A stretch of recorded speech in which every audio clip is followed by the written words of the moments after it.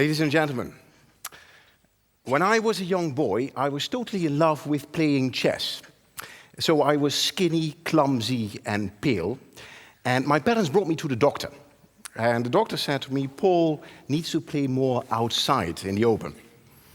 So my father dragged me to a children's playground. And on the children's playground, you have a toy. It's called a monkey bar. And this is a horizontal set of bars, and children cross, moving from bars to bars. So my father, he lifted me up, and I was hanging there, stiff as a board. And after a couple of seconds, my father said to me, Paul, you have to let go in order to reach out. Now, at that age, I was a very obedient boy, so I let go. And half an hour later, I was back at the doctor's office. And the doctor said to me, next time you have to let go strategically. And this is what we call strategic quitting. Now, ladies and gentlemen, today I'm going to talk about strategic quitting.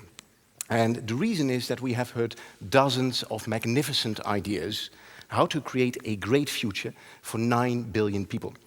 But the thing is that ideas are worthless without us taking massive action.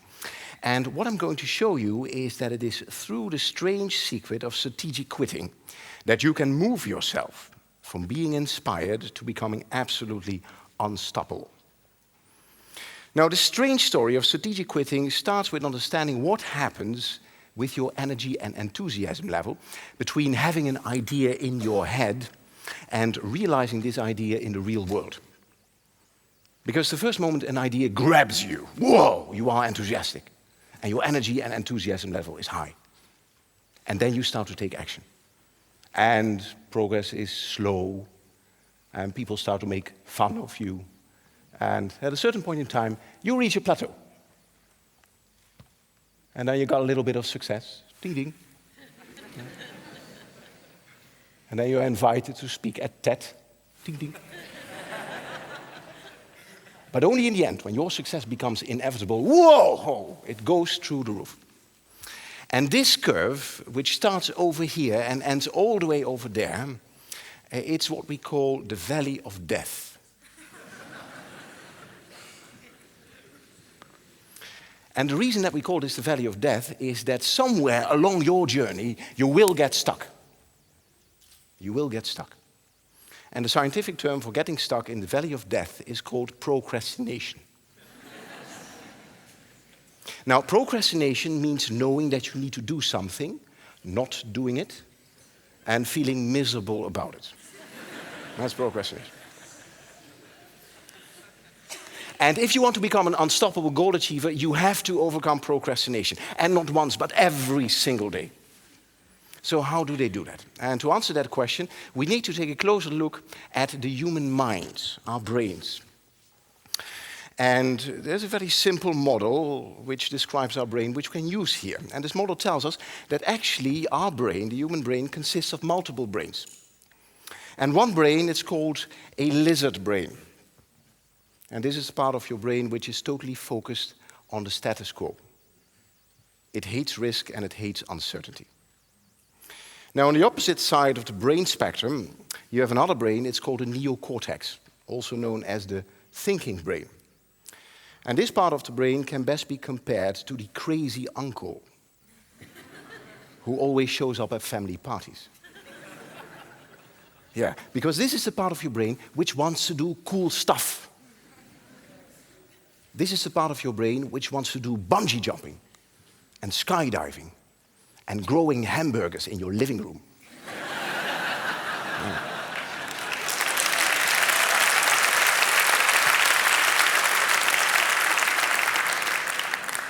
Now, here's the thing. In order to do all this cool stuff, by definition, you have to take risk.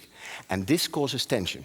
Tension with the lizard brain. And this tension is what the brain scientists call the war in heaven. The war between your ears. Now, the outcome of this war is very predictable. And the reason is that your lizard brain is the oldest brain that you have. It was there first. And because it is the oldest brain, it has been granted veto power over your body. In other words, if it believes you're going to do something stupid, it will literally pull the plug. And we see that sometimes. In moments of great stress, we see people faint. Oh. Yeah. It gets even worse. If you are in mortal danger, you run the risk of losing control of your bladder. Now, for those of you who didn't know this is the very reason that lion tamers, bullfighters, and TED speakers always wear dark trousers. Now, coming back to our subject. You have to overcome your lizard brain, and unstoppable goal achievers have to do that. Now, the good news is that brain scientists have found two surefire ways of doing exactly that. Drugs and alcohol. Yeah. Now, using drugs and alcohol to achieve your goals would be wrong. So unstoppable goal achievers have found a third way of overcoming their lizard brain. And they know a little secret. And that secret is that your lizard brain is your natural quitter. It loves to quit. So this is what unstoppable goal achievers do. While they are crossing the valley of death, they give it strategically stuff to quit. They feed the crocodile to keep it happy. That's what they do. And this is a cunning plan, because it means for unstoppable goal achievers, strategic quitting is knowing that you need to do something, not doing it, and feeling magnificent about it. Now, how do they do that? And there's a great practical application which you can use immediately to move massively towards your goals. And this application is called delegation. Now, delegation probably doesn't mean what you think it means. Because for many people, delegation means giving my work to someone else. But that's not delegation, that's management, something very different.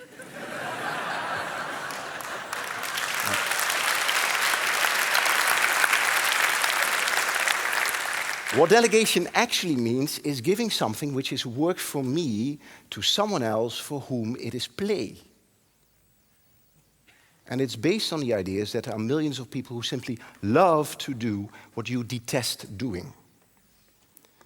And for those of you who are skeptical about this concept, keep in mind that today, on this very stage, we have seen people eating small bugs and swallowing big swords. And this is the real secret of unstoppable goal achievers. They are master delegators. Take, for example, Albert Einstein. Albert Einstein was relatively weak in mathematics. So while he was dreaming up the theory of relativity, he had a crack team of mathematicians knocking themselves out to make all the numbers work.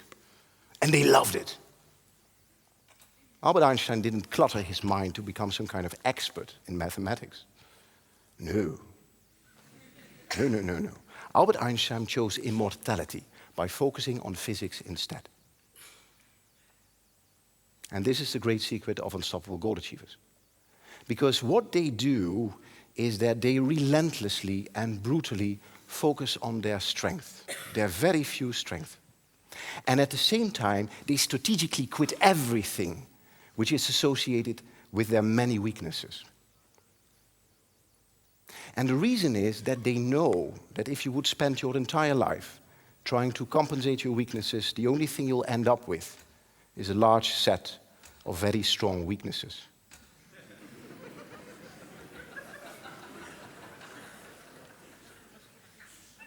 And this is why we have to say unstoppability means you have to let go in order to reach out. Ladies and gentlemen, the great Austrian philosopher Arnold Schwarzenegger. My favorite. Arnold Schwarzenegger once said, "No one has ever built muscles by watching me working out." And this is true for us today. Because TED is about ideas worth spreading. But ideas are worthless without us taking massive action. And what we have seen is that it is through strategic quitting that you can move yourself from being inspired today to becoming absolutely unstoppable tomorrow. However, before you jump out of your seats and boldly start to quit stuff, keep in mind the following. Strategic quitting is a very dangerous idea when thoughtlessly applied. And the reason is that there is a very fine line between strategic quitting on the one hand and on the other hand, giving in to your lizard brain and giving up on your magnificent dreams. And unstoppable goal achievers, they know that. Because every time they decide to enter the valley of death, they have to steel themselves. Because they know that failure is seldom fatal. But they also know that success is never final. In the valley of death, in the end, it is only your courage to continue which really counts.